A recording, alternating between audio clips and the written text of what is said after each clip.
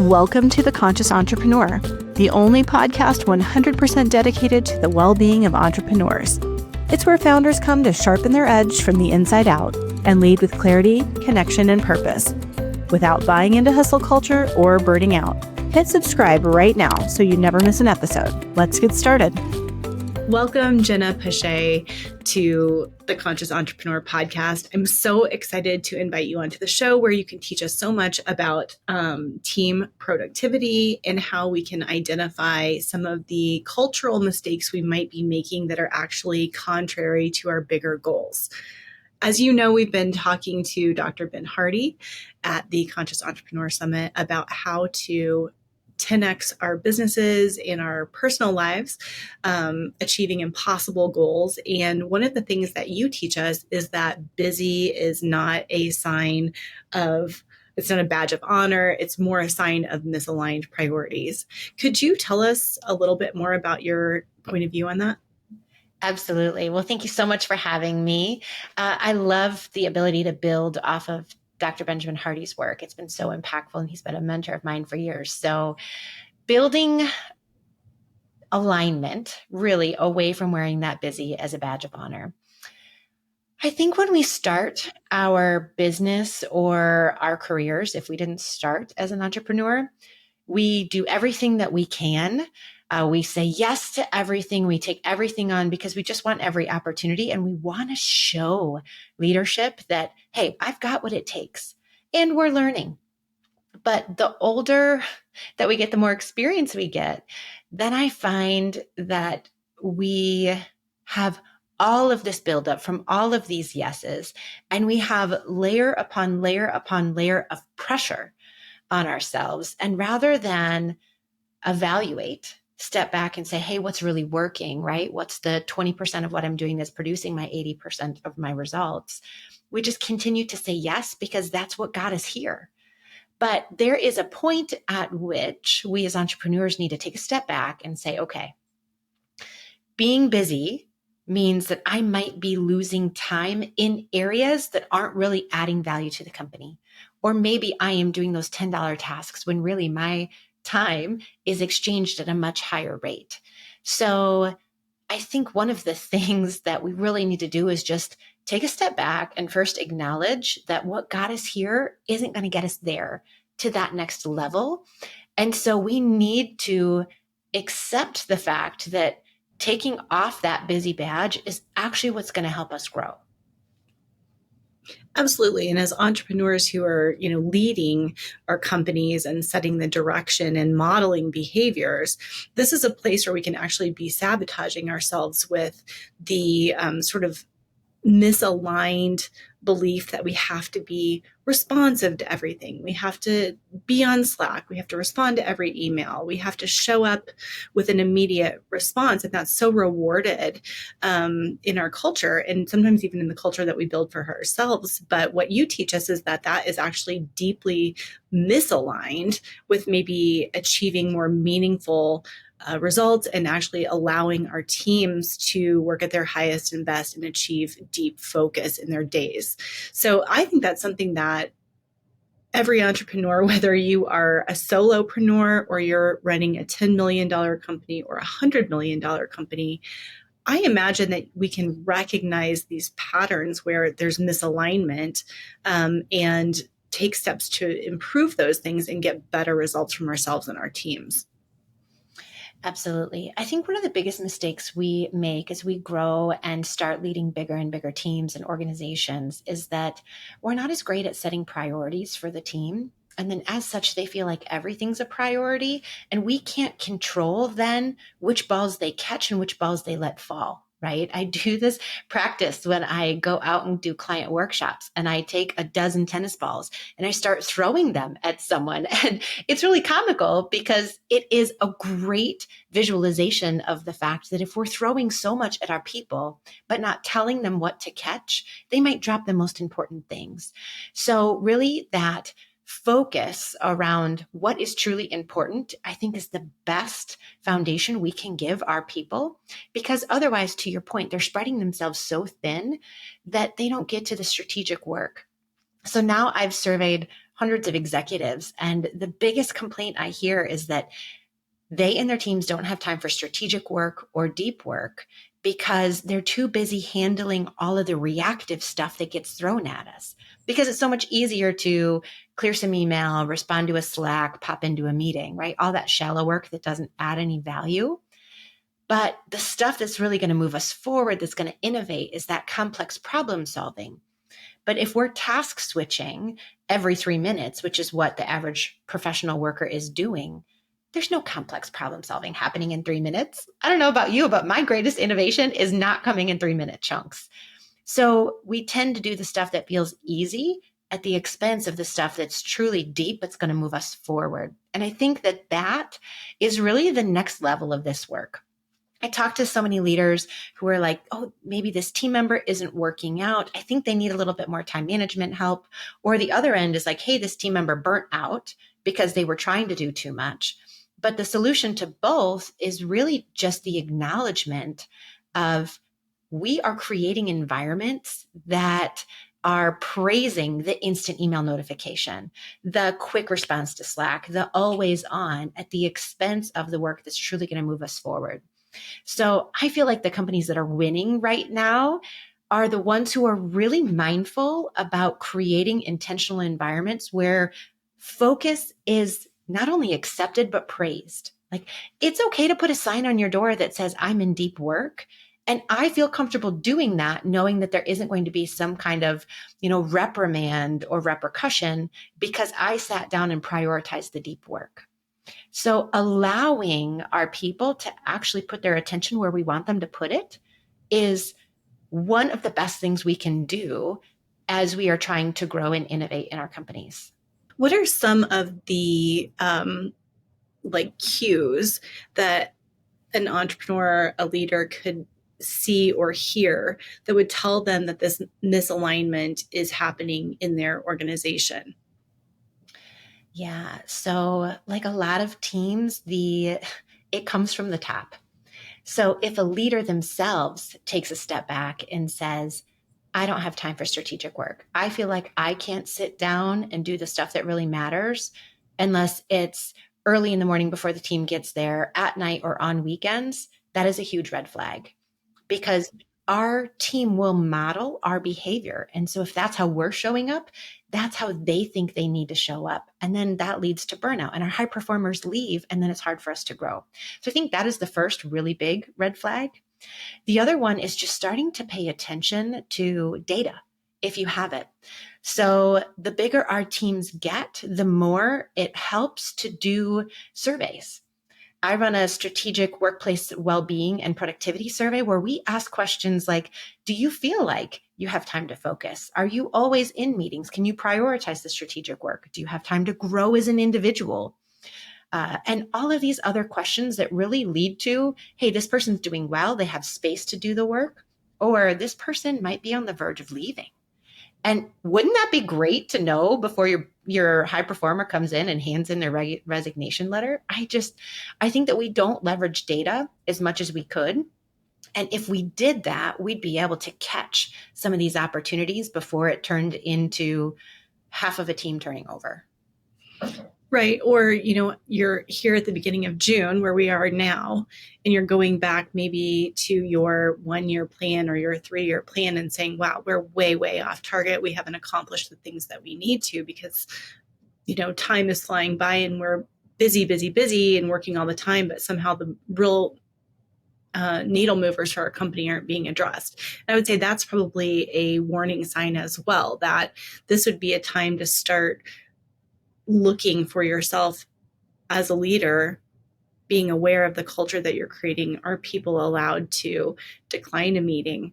Or are there meetings that can turn into emails or just be eliminated entirely? So I think that that self-awareness of what you're creating and what you're rewarding and what you're accepting is probably one first step as a leader who's recognizing that there may be a problem. What would be a second or third step that you would recommend in addition to the surveys or starting a conversation?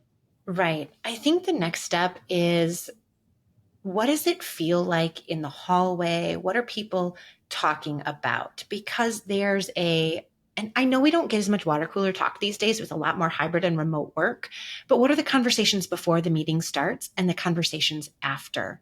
Because there's so much emotion in there. And I think one of the things that we kind of forget as leaders is we want to come in, we want to do the thing, and we want to check out because we got something else to do. But there's so much to learn in that in between area.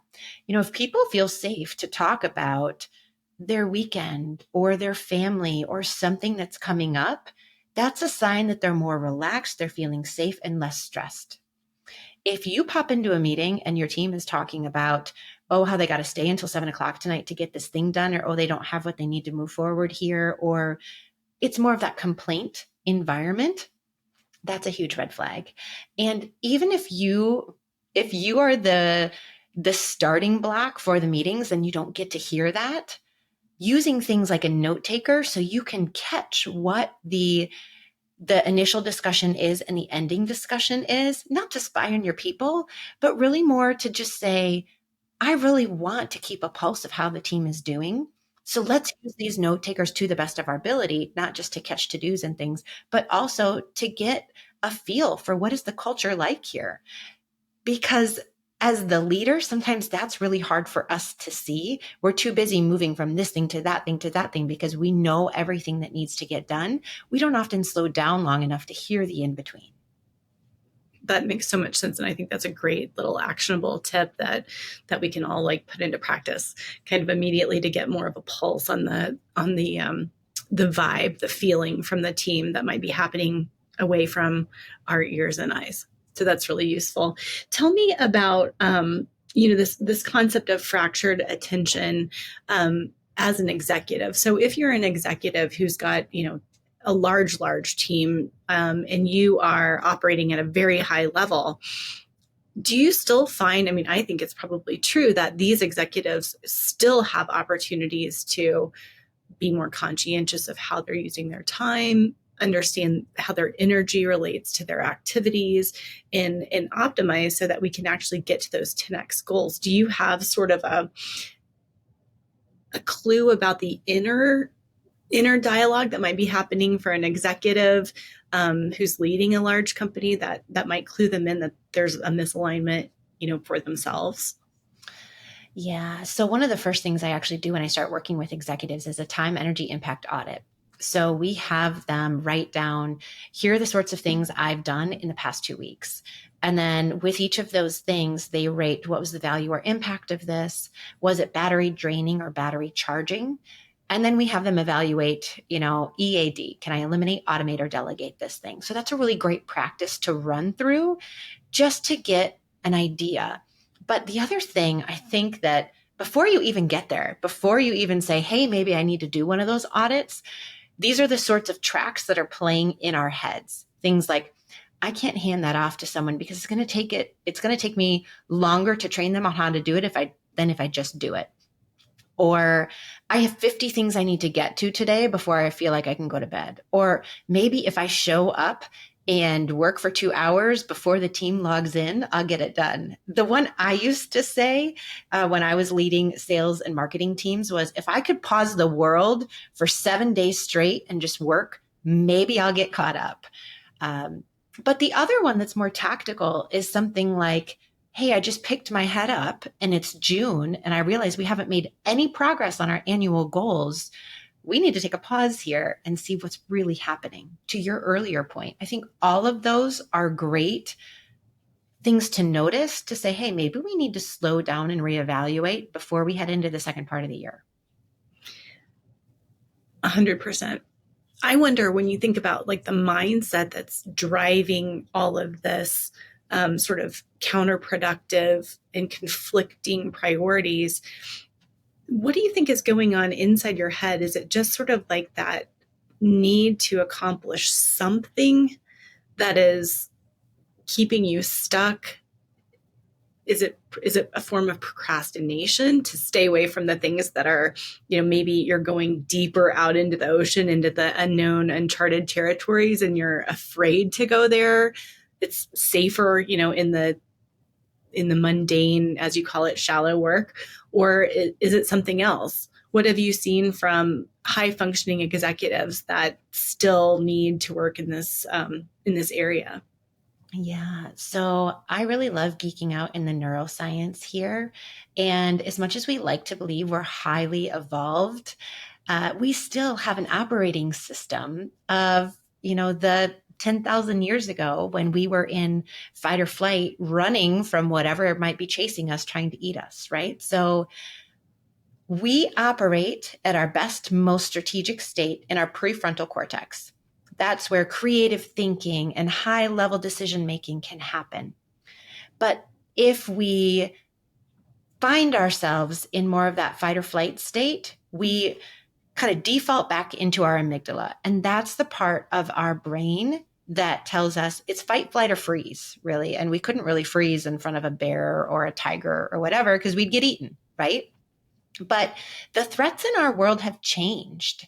So it's really interesting to think about work as a threat, right? We created these businesses. We're really excited about them. We're motivated by the impact that we're having. Why would it be a threat? Well, if you don't see the work as a threat, that's fine. But anything that feels uncomfortable is a sign that you're in trouble to your amygdala because it is always scanning to keep you alive. It's how we were programmed. And it's not that doing that deep work, doing strategic planning, doing the work that, might take a little longer is a threat. It's more that the internal track of what you're saying about that deep work and what that means that is really pushing you into more of a freeze state. So, for example, let's say I want to sit down and I want to write my strategic plan for the next 6 months. Let's say the company's off target and I really want to get us refocused right now in this time. So, I want to go offsite for a day and just brainstorm, evaluate, and then maybe do another offsite with that data. So, I block the time, right? A lot of productivity advice will tell you, well, time blocks your calendar, show up, create space for the deep work. Well, that's great. Yes, do that. But then what happens when you actually show up to do that work? And so often we'll be like, okay, let me just clear out some emails so I feel like I can totally shut down. Oh, let me just answer some Slacks here because the team needs what they need so I can truly close out. But what I'm doing with that, I'm probably burning a lot of the time that I had blocked to do the deep work. I'm avoiding the deep work because it matters. And I feel like I might get it wrong, or it doesn't feel easy, or what if I get it wrong and we tank the company, or I make someone mad with the plan that I create and they leave, or if I'm looking for investors to grow the business and they don't like the new direction I'm taking it, right? There's so much fear-based things that kind of come into our brain, all this head trash that rotates, and we don't even always acknowledge that it's there. When it enters, it makes us uncomfortable. And then that pushes us back into our amygdala. And our amygdala isn't really fighting, or flighting. It's just freezing. It's saying, well, this is hard. So let me default into what feels easy, which is the email, the Slack, the super quick stuff. And procrastination is 95% emotional. So before any of you say, or I say, this doesn't happen to me, it happens to every single one of us. We just don't slow down long enough to acknowledge that that's the track that's making us avoid the deep work. So, Jenna, that's fascinating. How do you help an executive that's facing this kind of procrastination or fear, um, think differently about what they have to do so that they can actually be effective? What do they need to be telling themselves to make their emotions more under control? I think it's, the idea of what you think creates how you feel. And I suppose it can be vice versa too. But what is your advice to a founder who is facing that fear and they need to be thinking something different? Yeah. I think the first step is just to acknowledge that it's okay to slow down to speed up. We constantly think we need to be going 120 miles an hour and that's what's going to move the business forward. But often, like our friend Dr. Hardy says, we are stuck in the wrong things. So if we don't slow down and evaluate, that step will just keep us on a perpetual hamster wheel. That slowing down also helps you connect more with, how does this work feel? And I don't mean this as like, let's get into the touchy feely. Like, no, there's neuroscience here that says how you feel about that work is actually going to impact the quality of that work. So it is extremely important to start practicing. It's going to be uncomfortable at first, but what if you're just willing to practice taking a deep breath before you hop into the deep work? Or taking a deep breath when you feel yourself trying to get pulled into the easy. So as an example, if I'm sitting here and I want to sit down and work on that strategic plan, and I feel myself wanting to get pulled into my phone because that feels easier, I might flip my phone upside down, turn away from my computer, and just take a deep breath and say, what's going on? And often it's then, what am I afraid of? And the more that we are willing to name that fear, because it is usually fear-based, what's uncomfortable here? What am I worried about? Those are all great questions to ask. We could just sit and spiral in our head, or we could name the fear. And 9 times out of 10, when we name the fear, it's easier to move past it. Because just the practice of saying out loud, like, hey, this work really matters and I'm afraid I'm going to screw it up.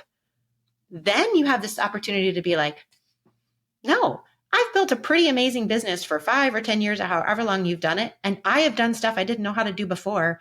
And if this screws up, we'll learn something and we'll move forward, right? But the practice of saying it out loud helps you debunk it. So if you don't take the time to name it, you can't get over it. So I recommend slow down. If you feel yourself get pulled away or want to get pulled away, try to name the fear, sit with it, and try to sit with it for just 5 minutes. So allow yourself to get a little uncomfortable and sit in it, right? Growth isn't comfortable. It's always uncomfy. So sit with it for a little while. And if at the end of that 5 minutes, you feel you still can't get over it, go for a walk, go do something else, reset and come back to the work. But 9 times out of 10, you'll realize that this is just a thought. It's not who you are. It is separate from you. You can reprogram it and get back to the work and be more centered and do the work. And I do believe that if more executives had this tool and were just willing to practice it, our companies would be so much further along. We'd be bragging about all the cool things we're able to do and the impact we have just because we took the time to be a little self-aware to get over that emotional discomfort. I think that is so important. And I love the idea of being able to be more objective and distance ourselves from what we're thinking and what would be a better thing to think about. So when you do have that distance from what you think and feel, and you can create that like objective watcher point of view, you can coach yourself out of something that's not helpful to think. You can say, this would be better for me to think about this. I am afraid, but I've done it before. I am afraid, and the consequences are high, but I'm able to change things if I learn that something isn't working. Or there's a million more helpful things that you can think. And if you do take the moment to be introspective and kind of take that deep breath and look inside and do the inner work, you can actually use that skill set to help you tackle the stuff that's going to get you to that 10x or that impossible goal. You have to kind of have that awareness. I know everyone always says that's where you have to start, but it's true. And I love that even when we're talking about something like that might seem tactical, like productivity, it all really comes back to the inner game, or it can come back to the inner game. So I really love, working on ourselves first. And then I really like the idea of, you talking about how do we take this to our teams, or how do we start bringing these practices out into the community or the culture that we're building. What advice do you have for that? Yeah. So one of the things that I acknowledge is the reason I have so much to say in this area is I've made a lot of mistakes. As a leader, I have recognized the habits that I had that burned out my team, that impacted my team. And again, our teams tend to model what we show them. as the leader. So how do we take it to our teams? Well, first we have to set the example. I really like starting by just saying, okay, as a leader, how focused am I? Or how scattered am I? Where is my attention? And how can I work on myself first? And then as people start seeing a change in me, then I can start saying, hey, I'm trying some new things. And I think we as a team could really benefit if we did this together. By the way, research shows that you're 5 times more likely to actually keep those good habits that you are building, and they'll hang around longer if you do it in a small group like a team, because you're going to hold each other accountable. You're going to give each other feedback about when you're not showing up in the way that you want to show up. And it just takes it to a whole other level. So working on yourself first, then saying, hey, what if we did this together? And then it's just the practice, like a lot of things that we do. Let's first go in and set a baseline. Where are we right now? And you can take, I have a fractured to focused self-assessment. And then I also have a team diagnostic assessment that we can run the team through to get a good idea of, hey, how is each individual showing up? And then how are we showing up for each other as a team? There's a lot of unhealthy habits that we have, and a lot of unspoken expectations on teams that are driving the work that maybe we aren't talking about, or we don't feel comfortable talking about. Maybe that's the way we've always done it, but it's not working for anyone. So first we work on ourselves, then we look at how's the team dynamic. And ultimately what we're trying to craft is this common universal language around how do we manage our time? How do we manage our attention? How does the work get done? How do we work together? So we all are working from the same playbook. It's not like you're working from the work before we had Outlook and I'm working from the work when we were always in the office, and this person is remote and never gets to see it, right? What our teams need from us today is very different than what they needed yesterday, 2 weeks ago, 5 years ago. So those are the steps that I'd really take folks through. And then it's just a matter of saying, where are our opportunities? Like a lot of things. So what can we workshop? What can we train on? And then how can we hold each other accountable through team one-on-ones, through our team meetings, to the new habits that we want to form together? And the teams that do this, they're more engaged, they're more excited, they're more proud of the work, they get along better as a group so they can actively problem solve and challenge each other in healthier ways. And then that leads to company growth because those people are showing up more engaged. They want to stick around longer, and then they're innovating for our organizations, right? So I've talked to some people who are like, well, what impact can this really have? Some of it feels so cerebral or so soft, but it's not soft because it's the foundation of our company growth if we're just really mindful about going together.